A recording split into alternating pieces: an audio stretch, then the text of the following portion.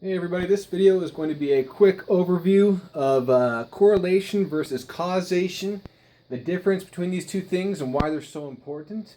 You'll probably hear in research or in some sort of science class, correlation does not mean causation. And this video will explain what that means. This is very important for things like when you hear a news headline or you're dealing with research, because a lot of times people can't make this distinction. So what is correlation? The first word up here. Correlation means a relationship between two things. Doesn't really mean that one thing causes another. It just means that the two are related.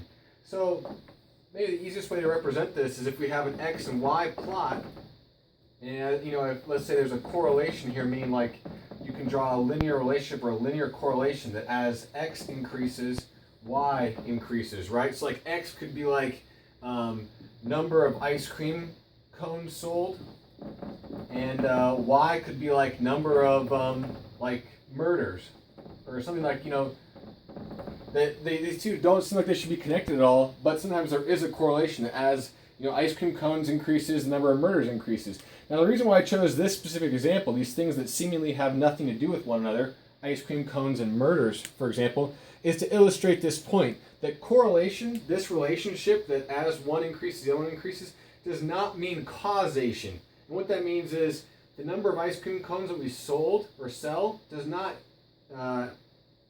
imply that does not mean that the number of murders will also increase, right? So causation means that one thing caused another. That's to say, like, if we sold one ice cream cone, that would cause someone to murder someone. And the important thing is that correlation can be screwed up by what's called a confounding variable. So to stay inside this example, let's say that as ice cream cone sales increased, murders increased, and that might be a headline that you see in the news, right? Like a newspaper might see strange link found between ice cream cones and murders. What they're not looking at is the confounder of heat or like summertime, right? So if in the presence of heat or summertime, it's been scientifically proven that increased heat causes increased emotions, which leads to increased murders. And in the summertime, people are more likely to buy more ice cream cones to try and cool themselves down.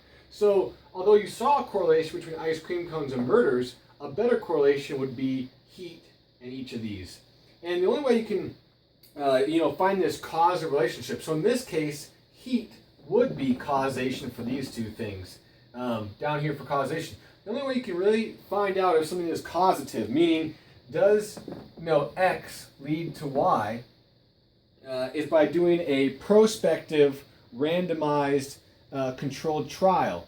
So that means like you have to set two different groups, like a control group and an experimental group, and apply some factor that you're interested in, and then see what the outcome is. You can't do this retrospectively and look back and say, oh, this must have happened because of this.